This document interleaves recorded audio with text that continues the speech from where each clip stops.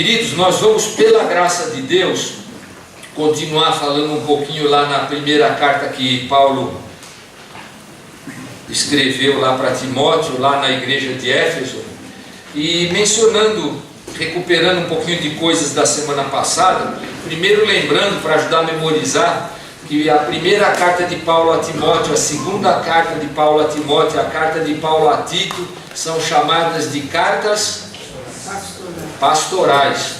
Foram cartas enviadas para que homens levantados por Deus pudessem cuidar de igreja em situações específicas lá, não é? E no caso aqui, Timóteo, nós tínhamos mencionado, alguém que foi ganho para Cristo pelo apóstolo Paulo durante o seu ministério, provavelmente na sua primeira viagem missionária, quando esteve lá pela região de Éfeso. E ele tinha já um ascendente, a sua mãe era cristã, conforme a escritura nós lemos lá, a sua mãe Eunice e também a sua avó chamada Lloyd eram cristãs. Então ele tinha já um parentesco aí e muito provavelmente algum conhecimento do Evangelho. Eu queria fazer uma colocação importante, que não fiz acho que a semana passada, mas me ocorre agora. Essa carta tem quase que assim, na sua essência, se não no seu todo, um conteúdo voltado para um homem, para um jovem que iria assumir uma responsabilidade pastoral. Mas nós vamos perceber que algumas questões, elas têm a ver com um aspecto pastoral, mas que tem em vista alguma coisa da própria ética cristã aplicada à vida dele, Timóteo, ou de uma aplicação para a igreja, para os ouvintes, de algo que Timóteo deveria falar para a igreja. Então, não obstante aqui todos vocês não serem pastores, as coisas que são recomendadas, aqueles ensinamentos de Paulo para Timóteo, no que diz respeito à sua vida cristã, à sua postura como cristão, eles devem ser observados em todos os cristãos e não apenas nos pastores. A diferença é que os pastores têm que deixar muito claro que eles terão aquelas qualidades, e principalmente a partir do capítulo 3, talvez pela graça de Deus nós comecemos a semana que vem a falar, mas vai haver instruções específicas para identificar um pastor. E a gente vai ver que nada do que está sendo recomendado ali seria exclusivo, principalmente nos aspectos éticos, aos pastores. São questões para toda a igreja observar, mas que eles deveriam ficar evidentes no pastor. Então, quando eu estou falando aqui de alguma coisa que Paulo recomendou a Timóteo para falar para a igreja, não, então isso era só para Timóteo que era pastor? Não, nós vamos observar que em alguma medida, ou Timóteo deveria exortar a igreja para que aquilo acontecesse, ou ele deveria trazer algo como uma marca pessoal, que Deus tem interesse em que nós também expressemos em alguma medida. Talvez não tão marcante quanto deveria ser para um pastor, não é? Muito bem, isso posto, eu vou recordar mais alguma coisinha que falamos a semana passada. Pelo teor da carta, provavelmente Paulo tinha algum temor de que, frente às dificuldades, Timóteo pudesse não se sentir encorajado para a sua missão. E nós vamos ver reiteradas vezes Paulo dando encorajamento a Timóteo, em alguns casos até mesmo fazendo uma exortação bastante firme, falando para ele, trazendo à mente dele algumas coisas relativas à própria maneira como ele havia sido chamado para agora poder receber essa incumbência de pastor. No caso aqui, vamos usar a linguagem da carta, para ser bispo lá em Éfeso, tá? Então, a gente vai ver essas questões aí, principalmente sobre falsos mestres. Timóteo deveria, nós mencionamos semana passada, né, fazer um enfrentamento de falsos mestres que estavam ensinando doutrinas erradas, e Paulo usa a si mesmo como exemplo, e ele fala aquela frase maravilhosa que nós lemos, que Paulo fala que ele recebeu graça de Deus. Por isso mesmo ele, então, sendo um pecador, ele poderia chamar Timóteo e falar: tenha coragem, vá lá, eu sou muito pior que você e Deus está me usando, Ele pode usar ainda mais você. Isso se aplica a todos nós de uma forma geral, é parte do que então Paulo fala a Timóteo. Muito bem, quando chega lá no capítulo 1, no verso 18, eu vou ler os versos de 18 até 20, diz assim: esse é o dever de que te encarrego, ó filho Timóteo, segundo as profecias de que antecipadamente foste objeto, Combate firmado nelas o bom combate, mantendo a fé e a boa consciência. Porquanto alguns, tendo rejeitado a boa consciência, vieram a naufragar na fé. E dentre estes se encontram Himeneu e Alexandre, os quais entreguei a Satanás para serem castigados, a fim de não mais blasfemarem. Então veja, uma recomendação aqui bastante veemente que Paulo faz a Timóteo. E o que ele está aqui na verdade recomendando? Ele está desafiando Timóteo, em vista do que ele falou anteriormente, a não afrouxar na fé. Ele vai falar para ele: você precisa manter a fé e a boa consciência, porque se você não fizer isso, Timóteo, você vai naufragar na fé, igual a 2 outros que naufragaram e que eu recomendei para Satanás. Então vejam que tem uma carga aqui de incumbência, uma coisa forte que Paulo está passando a Timóteo, falando para ele: olha, eu te exorto antes de tudo que você mantenha o bom combate firmado nessas verdades, porque você foi escolhido mediante profecia e imposição de mãos. Estes eram os princípios usados para levantar os homens de Deus antes das Escrituras existirem como tal. Pessoas eram levantadas por Deus através de profecia, e o reconhecimento se dava pela igreja através da imposição de mãos. Então Paulo está dizendo para Timóteo: você não se acovarde, e lembre-se de que você foi chamado mediante profecias e imposição de mãos. Então mantenha a fé e a boa consciência, porque há 2 específicos que não mantiveram a fé e a boa consciência, e a sua fé naufragou.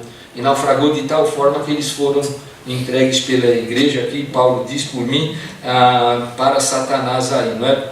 Então Paulo deveria reconhecer. Dá uma olhadinha um pouquinho para frente, capítulo 4 dessa carta, no verso 14, Paulo está reiterando alguma coisa acerca do chamado de Timóteo e novamente dando um ânimo para ele. Então ele diz: não te faças negligente para o dom que há em ti, o qual te foi concedido mediante profecia, com a imposição de mãos pelo presbitério. Animando, falando: Timóteo, não se apequene. Por isso que os comentaristas entendem que Timóteo talvez tivesse uma personalidade um pouco mais tímida, mais fraca. São muitos os encorajamentos que Paulo vai fazer na primeira carta também na segunda. Se anima aí, não vá se apequenar diante das dificuldades. Você foi reconhecido como um homem de Deus. Então cuidado, mantenha a fé e a boa consciência. Ele usa esses 2 exemplos aí de quem naufragou na fé, né? Para você ter uma ideia, queridos, rapidamente falando, Himeneu, na segunda carta de Paulo a Timóteo, no capítulo 2, você não precisa abrir, eu vou ler versos 17 e 18. Paulo diz o seguinte: além disso, a linguagem deles corrói como câncer, entre os quais se incluem Himeneu e Fileto. Estes se desviaram da verdade, asseverando que a ressurreição já se realizou, e estão pervertendo a fé de alguns. Himeneu tinha crença numa derivação do gnosticismo que dizia que não haveria ressurreição, e ele estava pervertendo a igreja, contrariando o ensino de Cristo.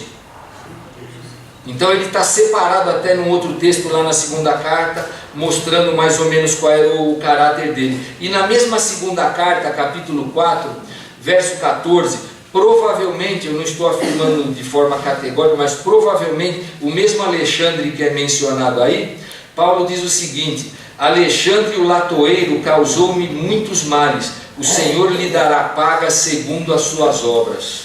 Então provavelmente são esses 2 homens, o Himeneu e o Alexandre, que são mencionados aí, como pessoas que estavam pervertendo a fé daquela igreja. E o que significa quando Paulo diz aqui, e a gente pode ver exemplos também lá em 1 Coríntios, onde acontece algo igual, quando alguém é entregue a Satanás. Isso significa que alguém está sendo colocado em separado da comunhão com o corpo de Cristo. Alguém que está obstinado no pecado, alguém que quando exortado não abandona o pecado, alguém que está contumaz, está persistente com o pecado. A igreja, chamando e vendo que não há arrependimento, não há uma mudança de mente, não há desejo de transformação, a igreja deve cortar comunhão e entregar essa pessoa à esfera das coisas do mundo, não permitindo que ele participe mais da comunhão dentre as coisas de Deus. Muito provavelmente o que acaba acontecendo em alguns casos, e talvez poderíamos citar outras escrituras, mas Paulo diz aqui no verso 20, que entre esses estão Himeneu e Alexandre, os quais entregou a Satanás para serem castigados a fim de não mais blasfemarem. Normalmente é de se esperar que quando alguém está persistente, está contumaz no seu pecado, que está obstinado, à medida que é cortada a sua comunhão com a igreja, ele fica sujeito à disciplina de Deus na esfera do mundo. E talvez a gente poderia lembrar um caso típico de uma disciplina especial, aquele texto de 1 Coríntios no capítulo 11, quando fala acerca de uma disciplina que por conta dela haviam alguns que já dormiam, morreram. O texto dá a entender que de alguma forma o Senhor ceifou. Outros textos leremos que o Senhor vai preservar espiritualmente, mas a carne vai sofrer a punição, vai sofrer o peso da mão de Deus, da disciplina de Deus. Então, quando o pecado é contumaz, quando o cristão é chamado para o arrependimento e não aceita, quando ele permanece com uma postura que é adversa contra Deus, a igreja deve cortar esta pessoa da comunhão com o corpo, após ter feito as tentativas devidas para restaurar. Se ele não vier, se entender que não quer, não abandona o pecado, a igreja tem que falar: você não tem parte com esse corpo, você está excluído daqui, não é bem-vindo, e os irmãos não devem dar comunhão a essa pessoa. É o que a palavra de Deus nos ensina. Em outros textos também, eu não vou tratar de disciplina aqui, mas você segura essa aí na confiança que seja isso. Tá bem? Então a gente percebe, a disciplina ela é dura, ela castiga todo mundo que está ao redor de alguém que às vezes é disciplinado. Não acredito que tenha sido fácil para Paulo exercer essa disciplina. O fato é que assim, a experiência mostra que às vezes quando a disciplina precisa chegar a esse ponto, alguns têm dificuldade em aceitar que isso seja feito e até mesmo de manter que isso aconteça, de cortar a comunhão. Como alguém me perguntou certa vez, num caso de disciplina: mas se a pessoa vier na minha casa? Eu vou receber a pessoa, é claro, um ser humano, é um irmão que está lá, supostamente debaixo de disciplina, vou conversar com ele, vou lembrá-lo da sua situação e vou dizer que a minha comunhão com ele não é recomendada segundo a Escritura. É assim que nós devemos ser fiéis a Deus e entender que as coisas acontecem quando há uma disciplina nesse nível, de que alguém foi entregue à esfera das coisas do mundo. Não há comunhão. O que nós temos em comum com alguém que é adversário de Deus? Quando alguém se coloca da forma que Paulo está dizendo aqui, que ele entregou a Satanás para serem castigados porque estavam blasfemando, eu não tenho parte com alguém que, se dizendo meu irmão, caminha nesse sentido. Então, essa exclusão, essa retirada da pessoa de debaixo do cuidado da igreja, é o que Paulo está mencionando aqui. Então vejam que, queridos, esses 3 versos finais do capítulo 1, eles se constituem aí numa reprimenda bastante dura para com Timóteo, porque Paulo está dizendo: olha, mantenha a fé e a boa consciência, porque se desviando destas coisas, da fé verdadeira firmada na palavra e de uma consciência que é aprovada pelo ensino da palavra, a gente vai começar a sair fora das coisas e vai chegar um momento que a gente vai estar aí trabalhando contra Deus. Então, nesse sentido, como eu falei, isso é uma grande mensagem para Timóteo, mas que ela é aplicada a cada um de nós. A gente vê como a gente vai caminhar nesse sentido em relação à vida cristã. Quando nós vamos para o capítulo 2, o que acontece? Paulo vai começar a trazer alguns ensinos aqui para Timóteo, que tem a ver com a adoração pública e com a autoridade na igreja. Ele vai falar de algumas coisas que deveriam ser apreciáveis ou notórias, como situações presentes dentro da igreja do Senhor, e que então Timóteo deveria zelar por isso, e ele dá essas instruções aqui sobre a adoração e sobre os oficiais da igreja. Versos 1 e 2 ele diz: antes de tudo, de falar muitas outras coisas talvez e delimitar outras, exorto que se use a prática de súplicas, orações, intercessões, ações de graças, em favor de todos os homens, em favor dos reis, de todos os que se acham investidos de autoridade, para que vivamos vida tranquila, mansa e com toda a piedade e respeito. Então o que Paulo está colocando aqui, queridos? Que uma das marcas de uma igreja, como a igreja de Éfeso deveria ser, e é para isso que a carta foi mandada, deveria ser súplica, oração, intercessão e ações de graças. E nesse sentido, talvez a gente pode começar até ir pensando em algo que eu quero colocar no final como aplicação, mas que está patente aqui, que é a questão relativa à oração na igreja.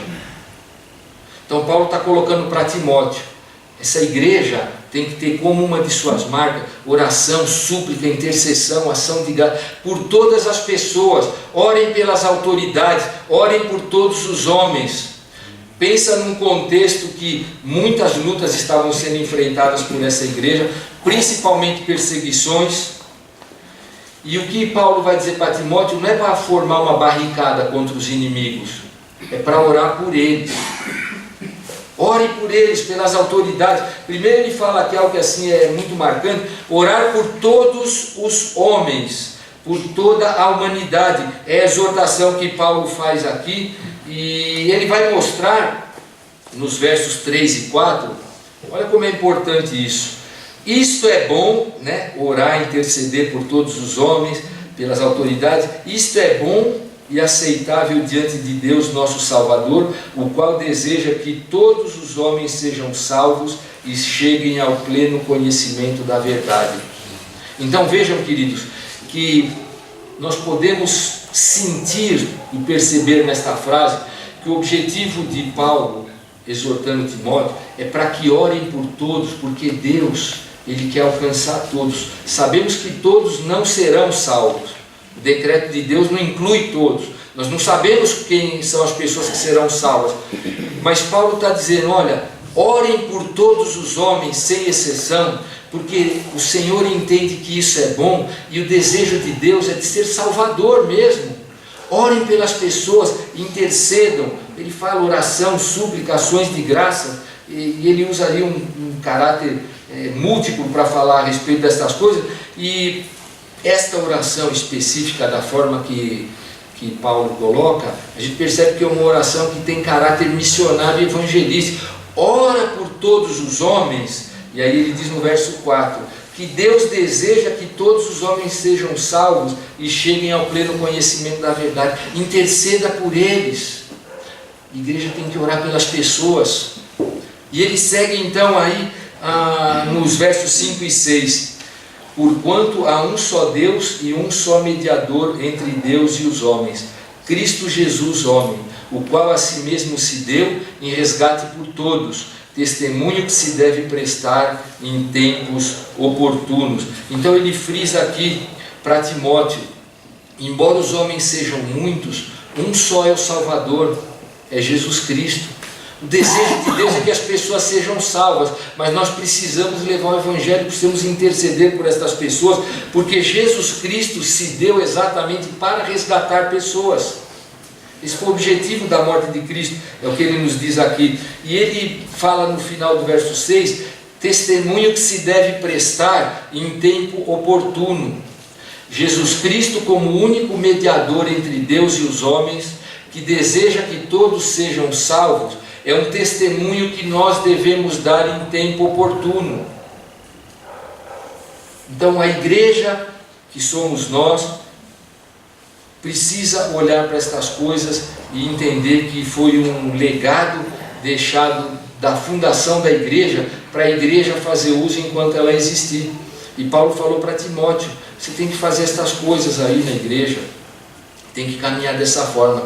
E ele fala então no verso 7: para isso fui designado pregador e apóstolo, afirmo a verdade e não minto, mestre dos gentios na fé e na verdade. Então Paulo está reafirmando: olha, eu fui nomeado apóstolo da parte de Deus exatamente para levar essa mensagem de que só há um Deus e um Salvador, só alguém que pode ligar o homem a Deus, só um mediador, é Jesus Cristo.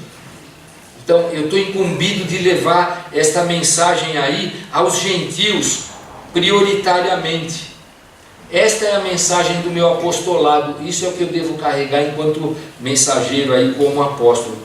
Agora Paulo vai mudar um pouquinho a ênfase no que ele vem falando, e ele vai tratar um pouco, depois de ter falado aqui nesse aspecto assim da intensidade da oração, da extensão da oração, ele vai falar um pouquinho mais, e agora dirigindo-se especificamente aos homens, no verso 8, ele diz aqui: quero portanto que os varões orem em todo lugar, levantando mãos santas, sem ira e sem animosidade. O que Paulo está colocando aqui para os homens? Que os homens, e todos os homens, devem ser pessoas de oração. E Paulo usa algumas figuras que se voltam para Salmos e para vários outros textos do Antigo Testamento, mostrando que os homens deveriam orar levantando mãos. Por que se orava levantando mãos? Era um costume que já vinha do Israel antigo, como que dizendo para Deus: Senhor, minhas mãos estão limpas, eu estou apresentando minhas mãos, eu estou sem pecado. Mãos limpas, mãos também vazias: Senhor, não tenho nada para oferecer, eu preciso da tua graça, eu estou indo sem nada, está vazio, não há nada aqui, nem mesmo pecado deve haver. Então Paulo diz que essa é a atitude, que a oração com mãos erguidas é uma oração que nós aprendemos principalmente do Antigo Testamento, que é feita com mais fervor. É uma oração fervorosa, se é que eu posso chamar assim, não é? E que tem essa característica que nós devemos ter como homens: orar em todo lugar, como ele diz aqui. Nós não devemos ficar, não só ora na igreja, só ora aqui, levantando mãos, como ele diz aqui, mãos santas, mãos que estão limpas. E agora pensa numa igreja que tinha muita intriga por conta dos falsos mestres. Isso deveria despertar muita ira. Basta ver o que Paulo fala sobre Himeneu e Alexandre, precisaram ser entregues a Satanás. Então Paulo diz que essa oração deve acontecer sem que haja ira e animosidade. Ou seja, a igreja não pode caminhar com problemas não resolvidos. Não pode haver ira nem animosidade dentro da igreja. Os problemas devem ser resolvidos para que homens possam orar mostrando a Deus mãos limpas e sem pecados. É o que Paulo está colocando aqui para o homem: sem ódio, sem briga. E principalmente, como eu disse, uma igreja que enfrentava problemas, seguramente divisões por conta dos falsos mestres, mas ela não deveria caminhar.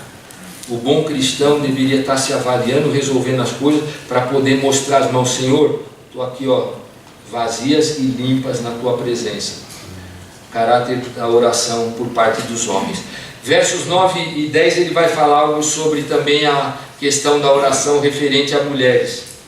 Da mesma sorte que as mulheres, em traje decente, se ataviem com toda a modéstia e bom senso, não com cabeleira frisada e com ouro ou pérolas ou vestuário dispendioso, porém com boas obras, como é próprio às mulheres que professam ser piedosas. Então, algo para nós entendermos aqui: da mesma forma, as mulheres também devem ser fervorosas nas suas orações. Então, principalmente as instruções estão convergindo aqui para culto congregacional. Depois ele vai falar dos oficiais. Fervor nas orações. Agora, o que ele menciona aqui? Traje decente e sem exagero ou ostentação. O que Paulo na verdade está dizendo aqui para as mulheres? E provavelmente com um traço da cultura de então, principalmente em Éfeso.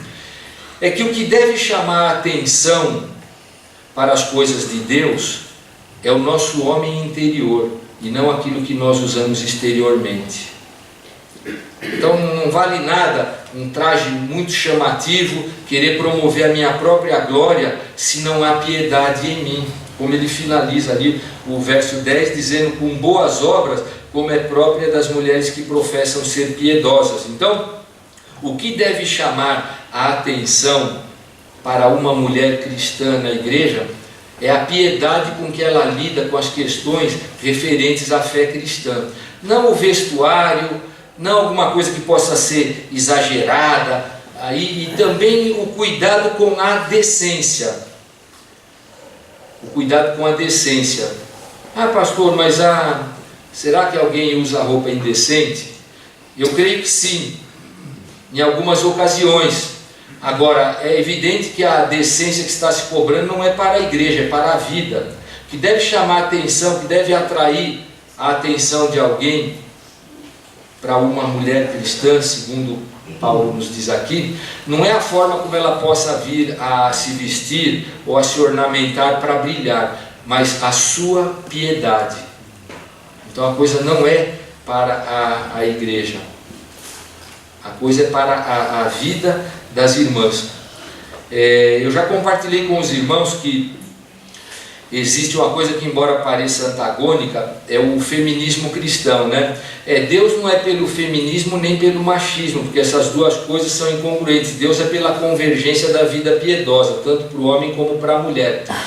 Mas a gente vê às vezes defesa de situações que dói no meu coração, de ver pessoas supostamente crentes, e porque são feministas falam: se o homem anda sem camisa eu também posso, que se dane quem pensar alguma coisa, o corpo é meu, eu faço o que eu quero.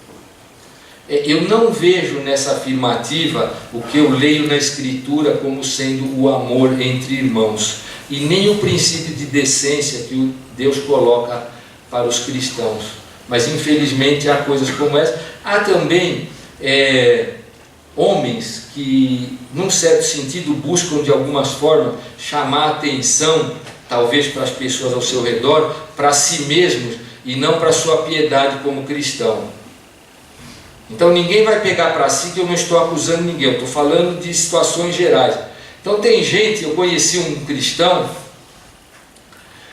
ele começou a ficar muito forte, malhando, não precisa sair procurando quem é que já está longe daqui. Mas ele gostava de andar pela rua, ele se olhava assim, foi ficando narcisista. Não havia nada de piedade nele que atraísse a vista das pessoas. Ele atraía olhares pelo tamanho. É exatamente o que Paulo está colocando aqui. Nós devemos brilhar aonde nós convivemos pela nossa piedade enquanto cristãos, e não por alguma coisa que a gente possa vir a ostentar para querer ganhar alguma vantagem nesse sentido. As virtudes cristãs é que devem brilhar na vida dos cristãos, e tem uma chamada aqui então específica aí, porque talvez a facilidade para a mulher, tendo em vista que ela usa joias e uma série de coisas, ele menciona aí adornos que talvez numa quantidade descomunal aí poderiam atrair a atenção demais de alguém, para alguma pessoa que está brilhando muito, mas o que brilha é o ouro e não a piedade. Então Paulo está fazendo aqui uma reprimenda, dizendo: as mulheres, da mesma forma em traje decente, devem se enfeitar com modéstia, se adornar, com bom senso. Então ele menciona a cabeleira frisada, ouro, pérolas, vestuário dispendioso, coisas que chamavam a atenção à época, e que não deve ser a prioridade da mulher de Deus querer brilhar. A gente canta até aquele corinho, né? Brilha Jesus, brilha em mim, né? Mas às vezes a gente quer brilhar também, né? Então Paulo está instruindo Timóteo que dá uma seguradinha na turma aí. Quem tem que brilhar é a nossa vida como cristãos, é a piedade e não nós mesmos, não é? E ele vai continuar então falando um pouquinho aqui alguma coisa, versos 11 e 12, ainda referentes para a mulher.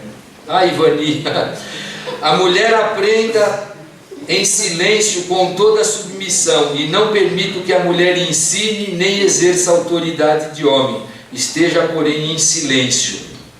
E agora alguém vai falar, nossa, o Ivani ensinou lá, né? Então a gente tem aqui...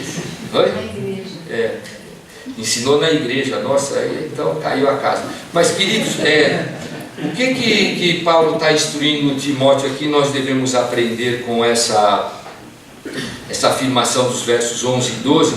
Tem duas coisas específicas. A primeira é que a mulher não deve ocupar cargo de liderança na igreja, eles são reservados aos homens.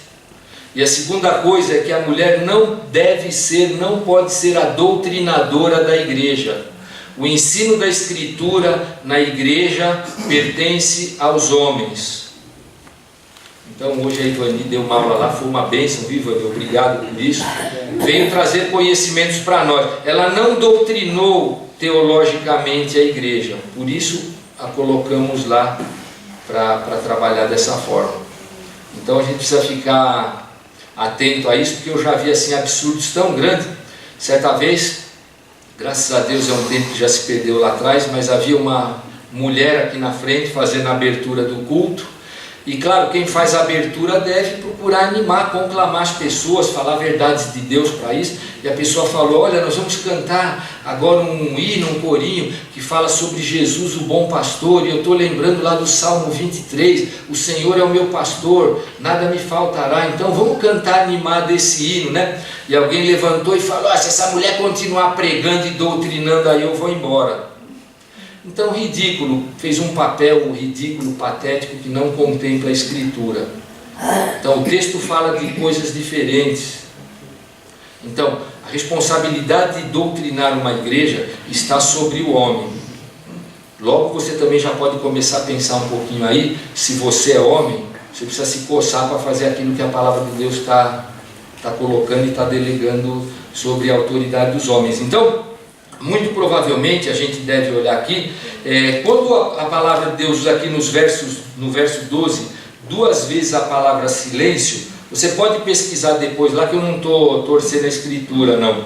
A palavra no original, o silêncio tem a ver aqui com tranquilidade, de forma não assim assintosa, não confrontadora. Então, vamos ler de novo aqui, ele está dizendo, a mulher aprende em silêncio com toda a submissão. Ele está falando do ensino que vem do homem e da submissão, porque a autoridade da igreja, ela está colocada sobre o homem. Então ela deve aprender em tranquilidade, sem confronto.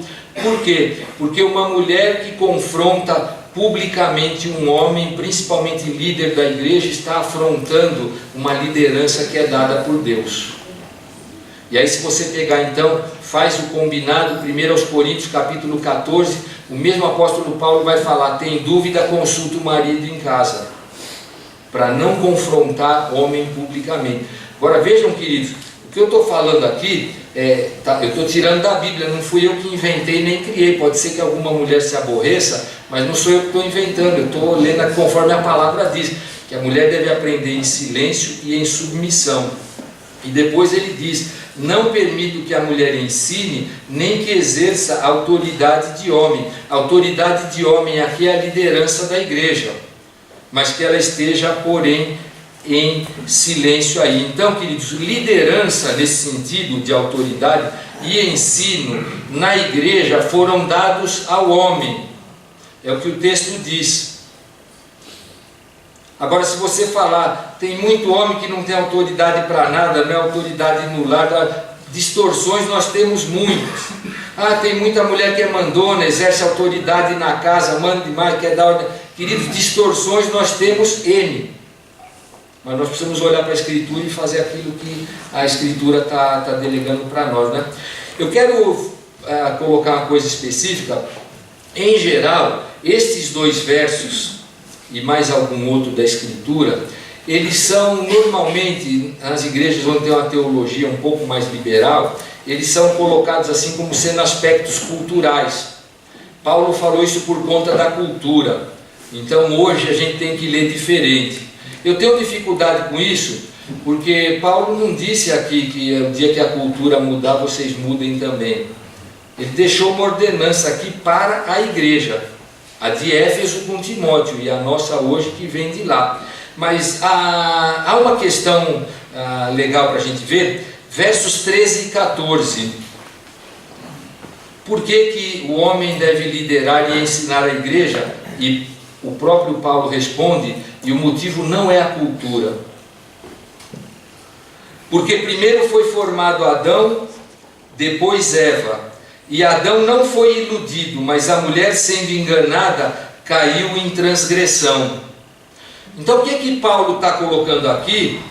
Que o ordenamento que o Senhor dá para que o homem seja líder na igreja e responsável pelo ensino, ele não tem a ver com a cultura e nem é limitado pelo tempo. É um ordenamento de Deus em vista da responsabilidade que homem e mulher receberam lá na criação e também por conta da natureza da queda. É isso que Paulo está dizendo aqui. As coisas devem ser assim, porque o homem foi formado primeiro e ele recebeu o mandado cultural de Deus, de tomar conta do mundo e de fazer as coisas acontecer conforme Deus coloca em Gênesis. A responsabilidade foi dada ao homem. A mulher é formada depois para ser ajudadora numa missão que foi dada ao homem. Então tem a ver com a criação, não com a cultura. É Paulo que está dizendo aqui, ó, verso 13, porque primeiro foi formado Adão, depois Eva, e ele continua, e Adão não foi iludido, mas a mulher, sendo enganada, caiu em transgressão. Então isso tem que ver com a missão, como eu falei, que foi dada a homem e mulher, a prioridade que foi dada a Adão. Ele recebeu primeiramente a ordem de Deus, e a natureza hierárquica da transgressão, em como ela ocorre, conforme está lá em Gênesis. É Paulo dizendo, a mulher transgrediu primeiro. Então, de alguma forma, que também o texto não está esmiuçando, mas ele está endossando, as coisas devem ser assim por estes motivos. Ah, mas será que... Não sei, eu não consigo responder a perguntas não respondidas pela Escritura. Nós estamos lendo aqui o que o Senhor falou, como deve ser na igreja. Deve ser assim por estes motivos. Então, eu vejo aqui, por exemplo, algumas situações que algumas irmãs dessa igreja trabalham tão sério, que eu preferia que elas estivessem liderando muitas coisas no lugar de homens. Mas ainda assim eu preciso me adequar à Escritura e ver que, por mais boa vontade que as irmãs tenham, elas são excelentes como ajudadoras nestas áreas específicas. A responsabilidade está com os homens. Muito bem. O que ele diz aqui, e talvez aqui tenha, eu falei para vocês, queridos, quando a gente vai fazendo uma exposição de um livro da Bíblia, é difícil porque chega alguns versículos que não dá para pular, que a gente às vezes evita as coisas difíceis quando vai fazer um sermão temático. Não, esse versículo não vai dar trabalho, mas quando a gente está indo na sequência, aí tem que falar. O verso 15 aqui, quando ele acaba de falar a respeito da mulher, que ela transgrediu primeiro, que o homem foi feito primeiro, olha o que Paulo diz: todavia será preservada através de sua missão de mãe, se ela permanecer em fé, em amor, em santificação, com bom senso. A Bíblia atualizada é a única que usa a palavra preservada. A maioria, e quem tem outra Bíblia que não é atualizada, tem a palavra salva aqui, não tem? Sim. E o verbo grego é sozo, é salva. Então uma leitura possível aqui: todavia será salva através de sua missão de mãe, se ela permanecer em fé, amor, santificação, com bom senso. É um verso difícil de entender o que ele está dizendo aqui na essência. E eu, é claro, tive que recorrer a bons mestres, porque eu não tenho a competência de talvez extrair como eu gostaria o melhor sentido. Mas o que o verso em geral tem a ver aí, conforme consultas que eu fiz, né? Talvez a primeira coisa para a gente pensar, e você nunca esqueça dessa lição: toda vez que você encontrar na Bíblia a palavra salvo, tome cuidado.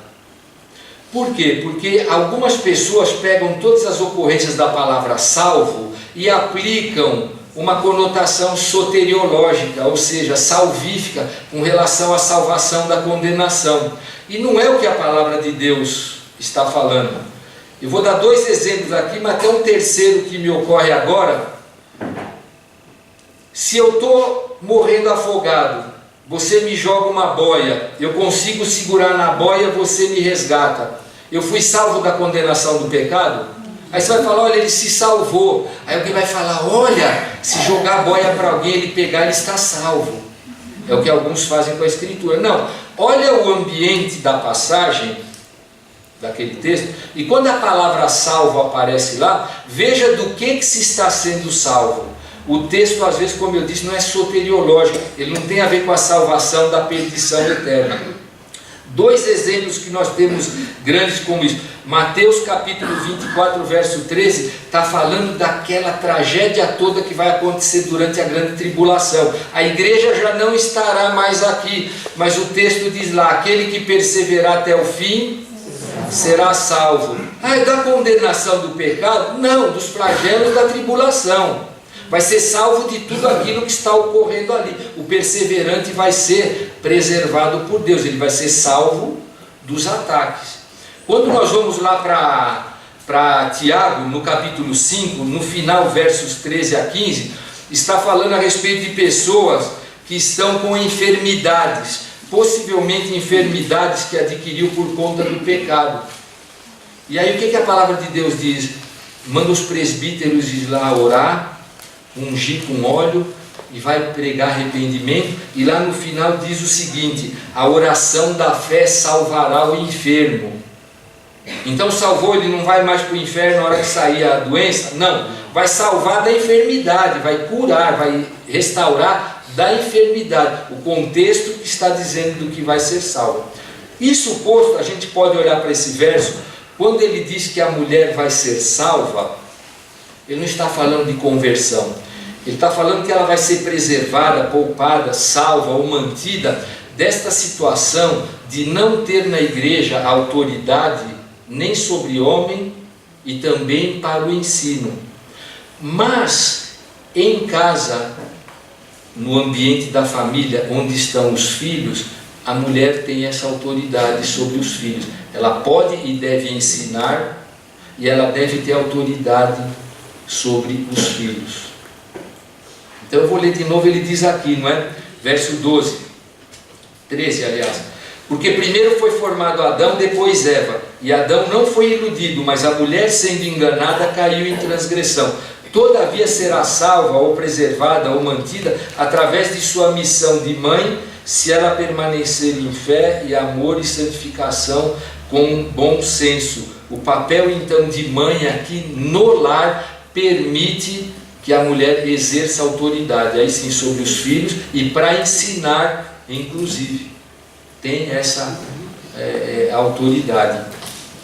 É a interpretação quase que unânime de expositores que fazem uma leitura séria da Escritura.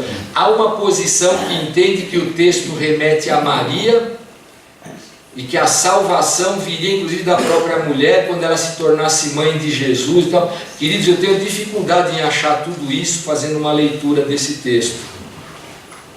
E a gente já sabe que ele também é mais compartilhado por um clero específico, que tem uma postura mais voltada para esse sentido aí, né? Que a salvação viria da mulher através de ser mãe. Não é o que o texto evidentemente está dizendo. Então a mulher seria preservada dessa situação, teria como opção essa situação da autoridade do ensino na igreja no seu lar com os filhos. É o que o texto está passando para nós, é assim que eu creio, e estou passando para os irmãos aí. Em resumo, eu coloquei aqui, não é? Que a mulher vai então poder no lar doutrinar aos seus filhos, também pode doutrinar outras mulheres. Paulo vai falar no final dessa mesma carta acerca das viúvas, o cuidado para com mulher, de mulheres mais velhas para com mais novas. Então mulher também pode ser doutrinadora, pode discipular mulheres, e deve fazer. Nunca o homem que deve discipular mulheres, né? O Carlos Oswaldo coloca uma frase no seu livro Foco do Novo Testamento.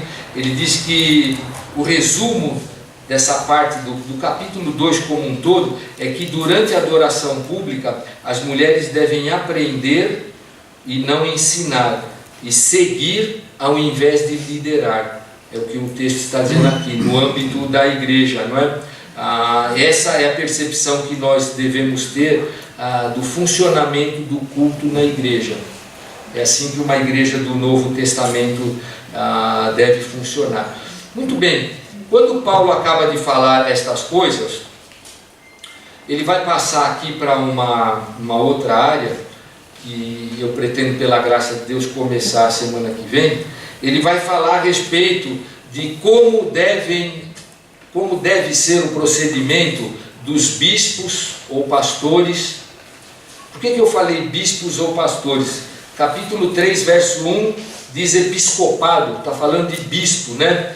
Mas eu posso adiantar para você que você vai ver Atos capítulo 20, verso 28, tem algo interessante que vai dizer lá, a palavra de Deus fala assim: atendei por vós e por todo o rebanho sobre o qual o Espírito Santo vos constituiu bispos, para pastoreardes a igreja de Deus.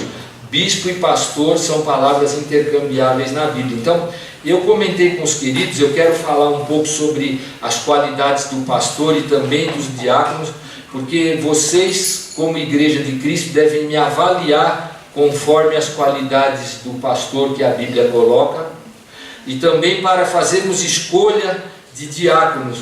Nós vamos ter eleições em novembro. Nós vamos olhar de forma esmiuçada para o que a palavra de Deus aponta, para nós podermos fazer escolhas que sejam compatíveis com a palavra de Deus.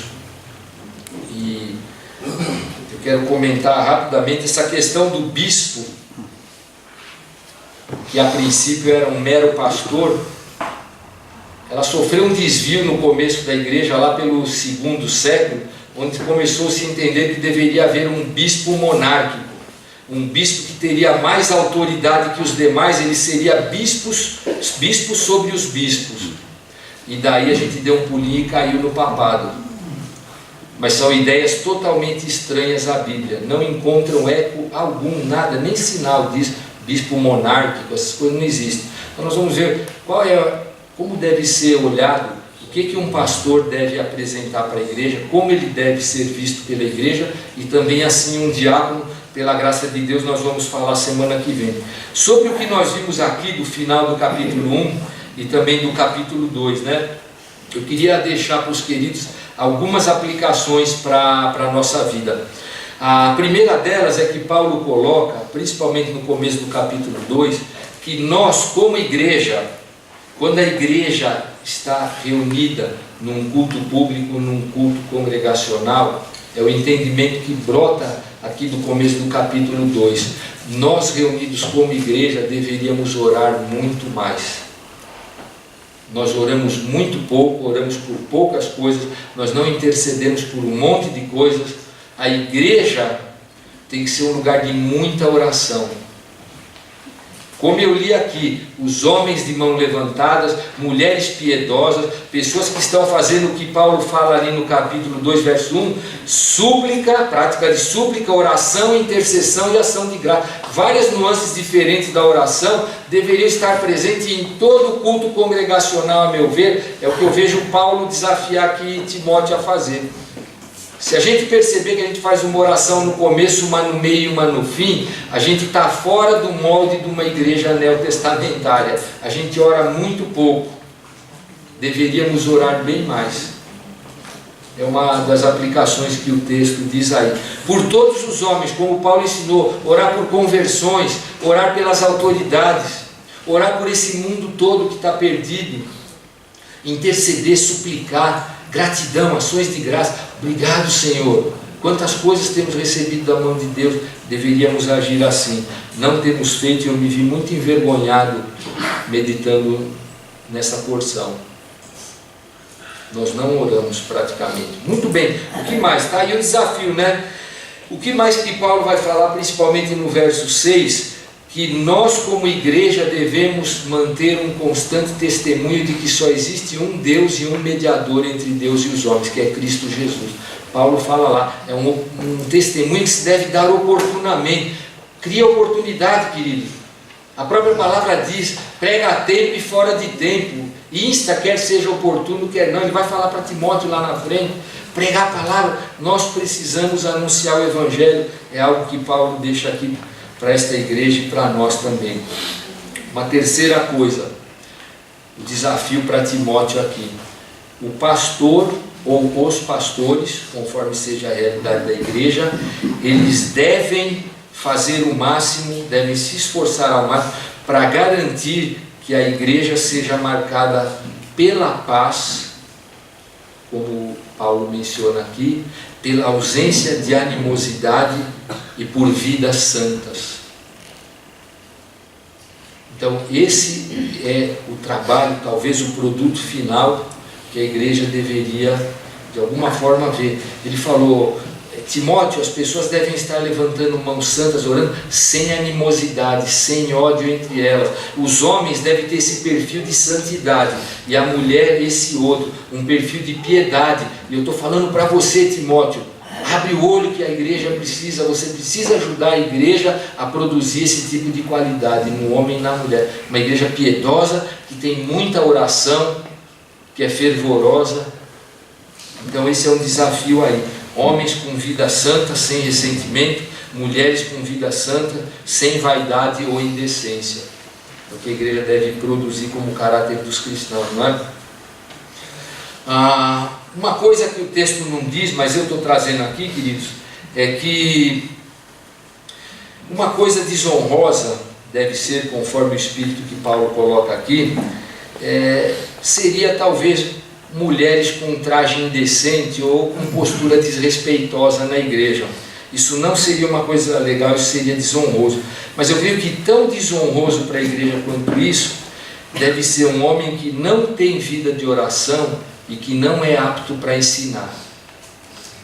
As coisas estão num paralelo ali para o homem e mulher. Então, um homem que não é de oração e que não é apto para ensinar a Escritura, porque isso foi dado ao homem, é um homem que está desonrando a igreja. Os homens devem estudar a palavra, devem saber ensinar a palavra, devem ser pessoas de oração. Então cada um tem que olhar diante do Senhor e ver como é que está a postura acerca do aprendizado da Escritura e da sua vida de oração e tudo mais. Por fim, o que Paulo colocou para Timóteo, não é? Que se ele não observasse esta vida de oração, de santidade, e como ele fala lá no começo, no final do capítulo 1, se a gente não mantiver, queridos, a fé e a boa consciência, a gente vai naufragar, individualmente e como igreja. O crente que não levar em conta aspectos como Paulo coloca ali, de uma vida piedosa, de uma vida de fé, de uma vida que tem uma consciência marcada pelo ensino da palavra, naufraga na fé. E na medida que talvez muitos possam ter essa postura, a igreja vai naufragar. Então, o texto chama muito a nossa atenção para mantermos essa questão de ter uma boa consciência, que Timóteo, como eu disse, como pastor, deveria tentar ajudar a igreja a produzir isso, mas que a capacidade de fazer é de cada um de nós que está aqui. Nós devemos refletir estas realidades, conforme a Escritura nos mostra. Então, nós podemos ter uma igreja muito mais vigorosa, uma igreja com mais poder, na medida em que pessoas estiverem comprometidas cada vez mais com oração, com a palavra de Deus. E queridos, vejam que no meio de tudo isso, 2 vezes, Paulo vai dizer que Deus está colocando estas coisas para a igreja, porque Ele deseja ser o Salvador do mundo, Salvador de todos é a palavra que Ele usa. Então, na medida em que a igreja produz virtudes cristãs, ela tem poder, virtude espiritual para alcançar pessoas com a mensagem. O testemunho vai junto. Ele fala lá no verso 6, esse testemunho de que só há um mediador, ele deve ser prestado, ele vem com oração, com a súplica. É a dinâmica da igreja. Então nós devemos atentar para estas coisas todas e nos sentir desafiados a fazer o quê? A crescer na vida cristã, a trazer substância. E nós vamos orar agora. Você pode falar: Senhor, se o Senhor não está vendo em mim esse vício, esse vigor espiritual, eu quero buscar estas coisas, eu quero ser um homem de Deus, eu quero ser uma mulher de Deus, conforme a Escritura está revelando. Pedir para Deus nos ajudar a que essas coisas vão crescendo na nossa vida e vão nos fortalecendo enquanto cristãos. Agora nós colheremos frutos maravilhosos, queridos. Almas sendo alcançadas para Jesus. Eu acho que todos nós queremos, não é, levar pessoas a Cristo. Então a gente tem aqui um desafio de Paulo falando sobre a dinâmica da igreja, que pela graça de Deus nós temos essa dinâmica, porque eu tenho visto a igreja durar todos estes anos. Agora, podemos fazer melhor? Podemos e devemos. Então vamos nos colocar diante do Senhor, agradecer a Deus por sua palavra, pela capacitação do Espírito, pelo que Deus quer realizar em nós. Deus querido, nós louvamos ao Senhor agora, pela tua palavra que é viva, é eficaz, é transformadora, é desafiadora, Senhor. Ela fala ao nosso coração. E muito obrigado, Senhor, porque se por acaso nos olhando agora diante do Senhor, cada um olhando para dentro de si, se nós percebermos que há inconformidade com o teu plano, nós podemos agora, ó Deus, pedir perdão, buscar um encorajamento, para poder crescer na tua palavra, ter experiências contigo, de levar pessoas a Cristo, de fortalecer a igreja, de poder orar mais. Senhor, ajuda essa igreja a ser uma igreja de oração. Temos orado pouco, Senhor. Muito obrigado porque há irmãos de oração nesta igreja que têm sustentado os ministérios, tudo que fazemos. Mas nós queremos também, ó Deus, que haja da parte do teu Espírito instrução para que nós abramos espaços aqui para ser uma igreja que também ora como igreja, como corpo, que ora junto, que busca no Senhor, ó Deus, em oração, um desafio para pregar o Evangelho, que ora pelas autoridades, que ora por todas as pessoas, como diz aqui no texto, Senhor. Desafia o nosso coração a isso. Que haja fervor nas nossas orações, Senhor. Orações que sejam envolvidas por uma fé legítima, Senhor. Que embora sem vislumbrarmos uma realidade talvez palpável para uma situação, nós vamos ter paz no coração de saber que o Senhor acolheu essa oração e vai entrar com providência. Queremos pedir isso, Senhor. Fé para suportar os enfrentamentos do dia a dia, com oração, com comunhão contigo, em comunhão com os irmãos. Ajuda-nos então, ó Deus, para que possamos restaurar tantas realidades, trazer oração, fervor, o estudo da palavra, e que tu possas manter, ó Deus, esta tua igreja, a Filadélfia, de pé ainda por muitos e muitos anos, porque muitos aqui têm sido fiéis, ó Deus, e não naufragaram na fé. Muito obrigado por isso, Senhor. Queremos te dar graças por estas coisas todas, em nome de Jesus. Amém. Amém. Queridos, Deus seja louvado. Eu esqueci de falar uma coisinha, deixa eu falar agora.